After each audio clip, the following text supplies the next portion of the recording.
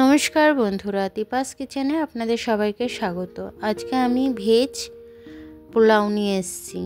তো তার জন্য আমি সবজি কেটে নিয়েছি। দেখুন, বিনস কেটে নিয়েছি, এখানে কটা লঙ্কা নিয়েছি, তারপর এখানে গাজর নিয়েছি, ক্যাপসিকাম নিয়েছি, আলু নিয়েছি, একটু টমেটো কুচি নিয়েছি, বাসমতি রাইস নিয়েছি, এটা আমি জল দিয়ে ভিজিয়ে রাখবো।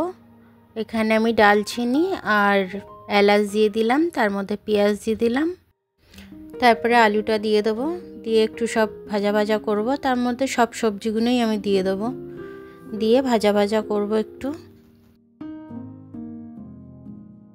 দিকে আমি চালটা ভিজিয়ে রেখে দিয়েছি। দেখুন,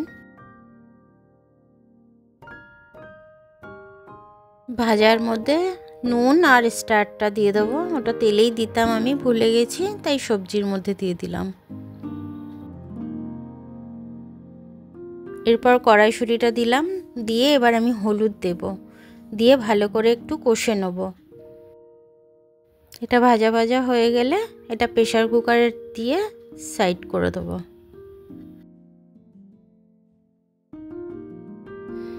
ওই কড়াতেই একটু টমেটো আর একটু আদা, একটু রসুন বাটা দিয়ে দেবো, দিয়ে এটাকে আমি কষতে থাকবো।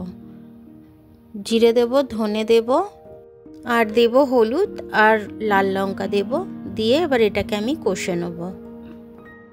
এটা অর্ধেক কষা হয়ে গেলে আমি 100 মতো দই নিয়েছি, দইটা ফাটাচ্ছি, ফাটিয়ে আমি মশলাটার মধ্যে দিয়ে দেবো। দইটা দিয়ে এটা একটু কষে নেবো, আমি কষে নিয়ে ওটা আমি প্রেসার কুকারের মধ্যে দিয়ে দেবো। ভেজানো যে চালটা ছিল সেই চালটাও আমি দিয়ে দেবো, আর পরিমাণ মতো নুন দেব। নুন দিয়ে এবার আমি এটা একটু নেড়ে নেব, নেড়ে দিয়ে তারপরে যে বাটিটা জল ভিজিয়ে রেখেছিলাম চাল, সেই বাটিটায় করে 1 বাটি জল আমি দিয়ে দেবো। তারপর আমি একটু গরম মশলা দিয়ে দিচ্ছি 1 চামচ মতো, তারপরে একটু হালকা চিনি দিয়ে দেবো, অনেক সবজি আছে তো ওর জন্য।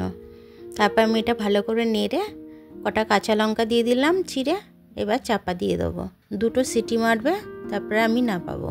এদিকে আমি রায়তা বানাবো। রায়তার জন্য জিরে, ধনে, গোলমরিচ আর একটা শুকনো লঙ্কা ভেজে নিচ্ছি। এটা আমি ভেজে নিয়ে এটা আমি গুঁড়িয়ে নেব। তারপর এই যে পেঁয়াজ কেটে নিয়েছি, একটু লঙ্কা গোল গোল করে কেটে নিয়েছি, কাঁচা লঙ্কা একটাই দিয়েছি, বেশি দিইনি, আর একটু ধনে পাতা দিয়ে দিলাম, আর ওই মশলাটা যেটা আমি রেখেছি ওটা গুঁড়ো করে নিয়েছিলাম ওটাও দিয়ে দিলাম, দিয়ে এবার রায়তাটা ভালো করে আমি বানিয়ে নেব।